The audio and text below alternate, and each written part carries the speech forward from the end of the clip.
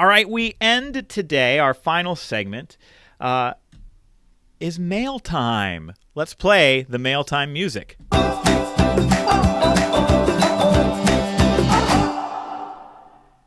We really want to hear from you, folks who are listening to the show. We want you to send us your questions, send us your comments. We're going to read them on the air. We're going to make you a part of this show. We are building a community here where whether you've been leading for just a couple of weeks or you've been a boss for decades, we are all a part of the same Boss Heroes family, and we are here to support each other in our struggles and in the privilege of leading others. And so this question comes to us today from June, a person, not the month.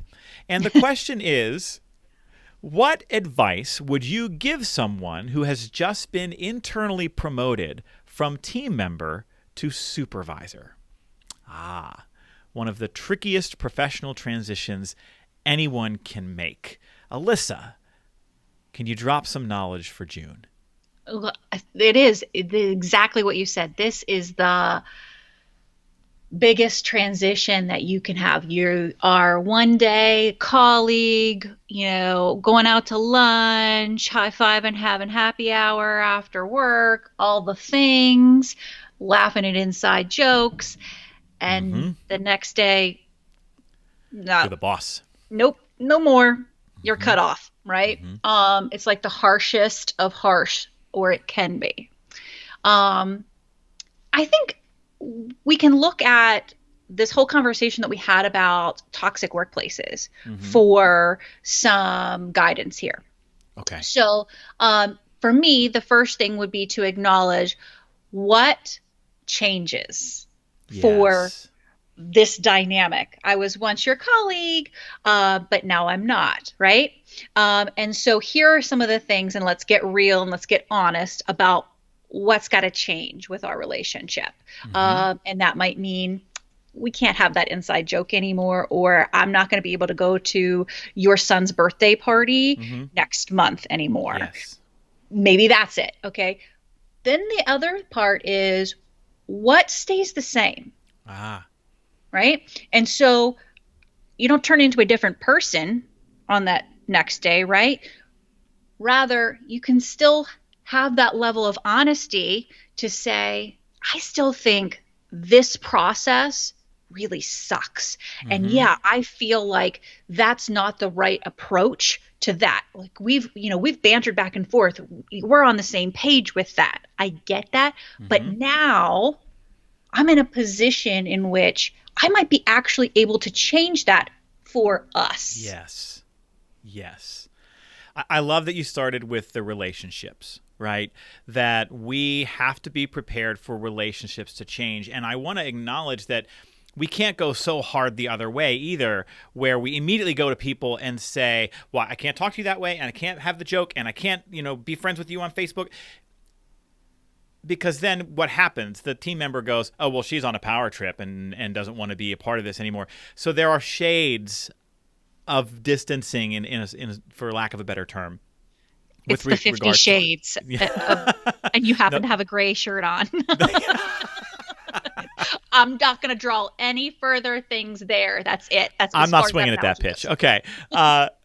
I think what we're saying here is that you have to prepare yourself for those relationships to change, and you have to prepare others. And just like you said, preparing yourself to say, maybe I am not going to go to all the happy hours, and maybe I shouldn't friend everyone in the office on Facebook. And so be prepared for a shift in your own personal boundaries. And then you have to tell others to expect that as well, especially if you have close personal friendships with team members. There's great value in sitting down with them individually and getting them ready for this change. You tell them, listen, let's acknowledge that things are going to be different, even if we're not sure how. And I want you to know that I respect for you and I care about you, and that has not changed. But the interactions that we have might be different. They might have to change a little bit. What's important to me is that we keep the lines of communication open at all times. I think one of the assumptions that managers who get promoted from that peer level make is that because I was one of them and they all like and respect me, I'm going to get that continuously from them. That's going to stay, and not so fast, my friend. As soon as you get that title, and as soon as you have any accountability, as soon as you try to exercise any authority, you're going to notice that that's not necessarily the case. Which is also why I think it's important to stay in the trenches for a while. Right? While it may be tempting to retreat from the side-by-side work maybe you previously did with the team, try not to do that right away. When your direct reports see that you are working harder than anyone else at the work that they are also doing, that keeps those lines of communication open. It builds respect and loyalty, and it also proves that you're just as committed to all the work and that nothing is beneath you. And over time, as time passes, you can slowly recede from some of that work, but don't totally remove yourself from it completely at the start, because it's a chance for you to build some cheese with your folks right out of the gate. It's not a switch to be flipped. It's rather a gauge to be levered. I don't know. I'm not mechanical either. I'm no sports. I don't know mechanics. Is there a gardening reference you can use?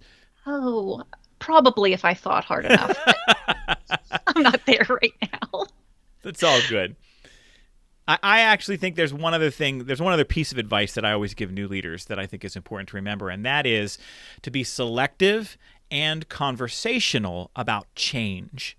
I think often internally promoted leaders want to quickly try to fix everything all at once. Maybe they hope that it's going to make people happy. Maybe they're finally getting a chance to influence the things that they have long observed as problematic.